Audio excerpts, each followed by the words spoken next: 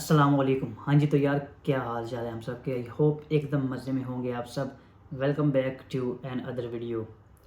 अच्छा यार, जो भी इधर यूके में आ रहे हैं सितंबर इनटेक 2023 के लिए, या इसके बाद जो भी आने वाले हैं, जो भी इससे पहले हैं, जो जो उनकी टोटल कास्ट होती है यूके के अंदर आने के लिए, सब की अलग अलग होती है, क्योंकि वो यूनिवर्सिटी पर डिपेंड करता है, वो कंसल्टेंट पर डिपेंड करता है कि आपकी जो यूनिवर्सिटी की फ़ीस है वो कितनी है। आप कंसल्टेंट के पास जा रहे हैं, आप इनिशियल डिपॉजिट उधर से कितना दे रहे हैं।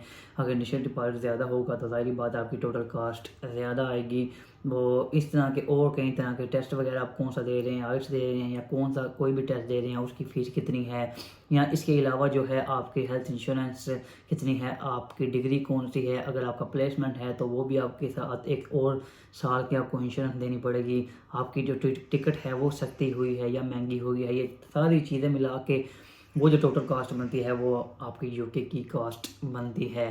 तो जो भी अभी इधर तो आ रहे हैं वो तो ठीक है, उन्होंने जितने जितने अपने पैसे देने थे दे दिए हैं। लेकिन अभी जो नए आने वाले स्टूडेंट हैं जिन्होंने जनवरी इनटेक के लिए अप्लाई करना है, जो कि अभी स्टार्ट हो जाएगा प्रोसेस 1 मंथ के बाद मैक्सिमम, तो उनके ज़हन में ये सवाल कम से कम लाजमी होगा कि यार हमारे कितने पैसे लग जाएंगे। एस्टिमेटेड ये अमाउंट होती है तो हमारे कितने तक जो है वो टोटल कास्ट हमारी आ जाएगी। तो मैंने सोचा कि जो मेरी टोटल कास्ट थी यूके के आने तक वो कितने पैसे लगे हैं, ये जो है वो साथ लाजमी शेयर करना चाहिए। तो मैंने चीज़ें अपनी सारी नोट डाउन की हैं अपने दूसरे मोबाइल के अंदर। तो मैं आपको जो है एक एक चीज़ अपनी बताता हूँ कि मेरे कितने पैसे टोटल लगे थे। सबसे पहले यार बात करूँ टेस्ट की। टेस्ट जो है वो मुख्तलिफ होते हैं। ऑक्सफोर्ड टेस्ट होता है, आइल्स टेस्ट होता है, इसके अलावा जो है लैंग्वेज सर्ट होता है। तो मैंने जब चेक किया था तो लैंग्वेज सर्ट जो है वो एक्सेप्टेबल था, तो मैंने जो है वो लैंग्वेज सर्ट किया था। उसकी जो टोटल फ़ीस थी एकेडमिक फ़ीस, वो आई थिंक उस टाइम $200 थी। इसके अलावा जो तैयारी की फ़ीस सारी मिला के जो मेरे उस टाइम पैसे लगे थे वो 1,15,000 लगे थे। मैं सारी जो कॉस्ट है वो पाकिस्तानी रुपये में बताऊँगा क्योंकि मैंने उधर से सब कुछ किया था। तो 1,15,000 जो मेरा है वो मेरा टेस्ट पे लगा था। इसके बाद आती है यूनिवर्सिटी की फ़ी। यूनिवर्सिटी की फ़ी मैंने बताया कि मुख्तलिफ हो सकती है। मेरी थी यूनिवर्सिटी ऑफ नॉर्थहैम्पटन, तो मेरी जो टोटल फ़ीस थी उसका यूनिवर्सिटी की वो थी £12,000। जो इनिशियल डिपॉजिट मैंने उधर से पे किया था वो किया था मैंने £5,000। तो £5,000 को उस टाइम जो राउंड अबाउट करके वो मेरा बना था, सारी ट्रांजैक्शन जो मिला के वो मेरे बने थे तकरीबन 13 लाख रुपए पाकिस्तानी रुपये। यानी उस टाइम जो पाउंड था वो तकरीबन 245 से लेके 255 के राउंड अबाउट था, क्योंकि हर एक का अलग अलग रेट था। तो मैंने वेस्टर्न यूनियन के थ्रू अपनी फ़ी पे की थी। तो मेरी जो टोटल कास्ट है वो 13 लाख यूनिवर्सिटी का इनिशियल डिपॉजिट बना था। इसके बाद अगर बात करें टीबी टेस्ट की जो है वो फिक्स है। उस टाइम जो थी वो 11,000 थी। आजकल शायद जो है वो थोड़ी सी ज़्यादा फीस हो गई हो। उस टाइम जो मेरे टीबी टेस्ट के पैसे लगे थे वो 11,000 लगे थे। इसके बाद आते हैं visa application fee. Visa application fee ज़ाहिर बात है पाउंड में होती है, तो पाउंड का रेट जो है वो आजकल ज़्यादा हो गया है। उस टाइम जो पाउंड का रेट था उसके हिसाब से जो मेरी वीज़ा एप्लीकेशन फ़ी लगी थी वो लगी थी 1,03,343, यानी 343। तो यानी इसका मैंने बताया कि अगर 362 के हिसाब से करें तो आजकल जो पाउंड का रेट है उसके हिसाब से तो ज़ाहिर बात है पैसे ज़्यादा बनते हैं। तो मैंने स्टैंडर्ड सर्विस ली थी, अभी मेरे पास टाइम था उस टाइम, तो मेरा स्टैंडर्ड सर्विस भी जो है वो बहुत ही ईजीली लग गया था वीज़ा मेरा। तो इतने मेरे पैसे लगे थे। इसके बाद बात करते हैं हेल्थ इंश्योरेंस। हेल्थ इंश्योरेंस ज़ाहिर बात है ईयर के हिसाब से होती है कि आपने कितने साल इधर आना है। आपके अगर बैचलर पे आ रहे हैं तो आपको 3 साल की इंश्योरेंस देनी पड़ेगी। अगर आप मास्टर पे आ रहे हैं तो आपको 1 साल।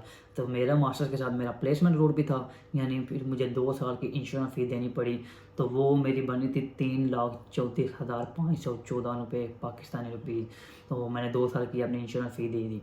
तो ये सारी जो है मैंने जो ट्रांजैक्शन की थी वो इस पे जो है इंटरनेशनल ट्रांजैक्शन के भी कुछ पैसे लगे थे। वो तकरीबन मेरे 17,500 लगे थे। वो भी मैं इसके अंदर इंक्लूड कर रहा हूँ। सारी बात है जो टोटल अखराजात आ रहे हैं तो ये भी इसके अंदर ही आते हैं, तो ये भी मैं इसके अंदर इंक्लूड करूँगा।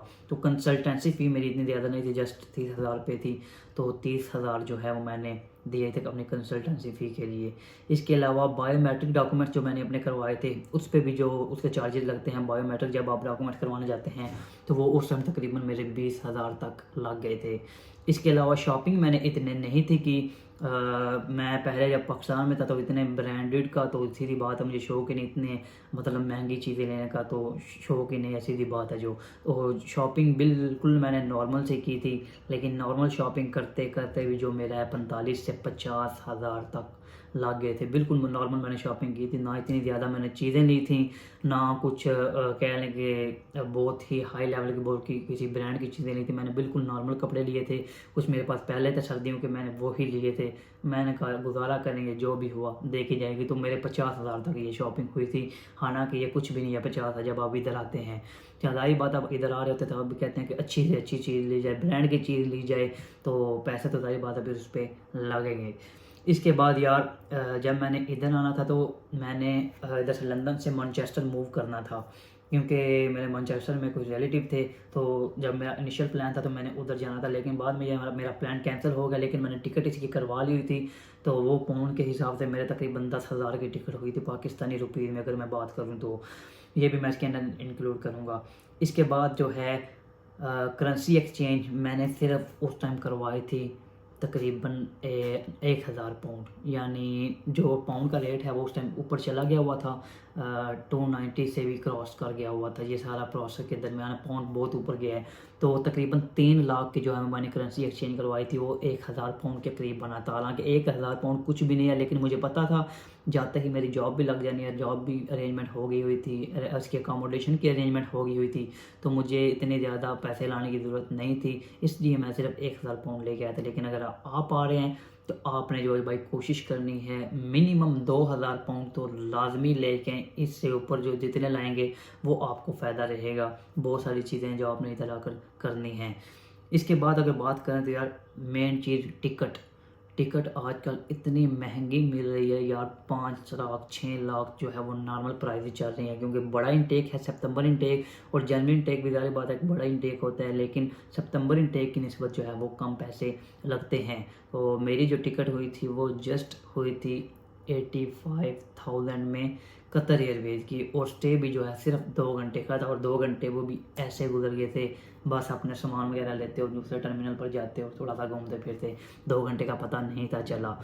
तो 85,000 की फ़ी जो बनी थी मेरी टिकट, वो बिल्कुल सस्ती मुझे मिल गई थी। क्योंकि मैंने टिकट करवाई थी वो तकरीबन 25 दिन मैंने पहले करवा ली थी, और कुछ जानने वाले भी मेरे थे, उनको मैंने बोला हुआ था कि सस्ती से सस्ती टिकट जो है वो मुझे आपने ढूंढ कर देनी है। तो ये एक दिन पहले टिकट ये पता की थी, यही टिकट 1 लाख की थी। उसके बाद अगले दिन पता किया तो यही टिकट 85,000 की मुझे मिल रही थी, तो मैंने उसी टाइम पिक कर ली। तो ये सबसे सस्ती मुझे टिकट मिली थी। तो यही तकरीबन सारा टोटल अखराजात थे। अगर दूसरी बात करें, जो स्टेटमेंट थी वो मेरी अपनी थी, इस वजह से उसके जो चार्जेस हैं वो मुझे नहीं दे पड़े। अदरवाइज जब आप बाहर से स्टेटमेंट बनवाते हैं तो जितनी इसकी रिक्वायरमेंट है एक बंदे के लिए कम से कम 60 लाख, तो उस पर आपके 5 से 6 लाख तो लाजमी लग ही जाते हैं स्टेटमेंट जब आप बनवाते हैं।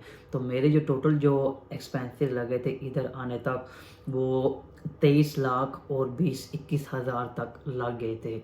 यानी ये सारी चीज़ें जो है मेरी बिल्कुल नॉर्मल थी, टिकट मेरी सस्ती हुई थी। इसके अलावा यूनिवर्सिटी की फ़ी मेरी नॉर्मल थी। इसके अलावा अगर बात करें शॉपिंग भी मैंने इतनी ज़्यादा नहीं की, तो वो बिल्कुल मुनासिब से मेरे जो है वो पैसे लग गए थे। हालांकि जो एस्टिमेटेड मैंने लगवाया था कंसल्टेंट, तो कंसल्टेंट ने मुझे बोला था कि आपके जो पैसे लगेंगे वो 17 लाख लगेंगे, लेकिन वो एक एस्टिमेट होता है, मेरे इतने ज़्यादा पैसे लग गए थे। लेकिन आजकल अगर पाउंड के हिसाब की बात करें तो पाउंड का रेट बहुत ऊपर चला गया, कम से कम 100 से 110 रुपये एक पाउंड के ऊपर चला गया। तो आपके पैसे जो है वो कम से कम 30 लाख से ऊपर ही लगेंगे, इससे नीचे नहीं लगने वाले। तो उसके हिसाब से आपने अपना प्लान करना है। तो यार मैंने सोचा कि इस पे वीडियो बनानी चाहिए ताकि आपके ज़हन में एक आइडिया आ जाए कि कितने टोटल जो है वो एक्सपेंसेस आ जाते हैं यूके के अंदर आने के लिए। तो उम्मीद करता हूँ यार वीडियो अच्छी लगेगी। वीडियो अच्छी लगे वीडियो को लाइक लाजमी कीजिएगा। चैनल पर नए हैं तो चैनल को सब्सक्राइब करना यार मत भूलेंगे। जो रेड आइकन आपको नज़र आ रहा है इसको पुश करें, प्रेस करें, जो मर्जी चीज़ उठा के मारें, प्रेस हो जाना चाहिए। इंशाल्लाह मिलेंगे नई वीडियो के साथ, तब तक के लिए अल्लाह हाफिज़।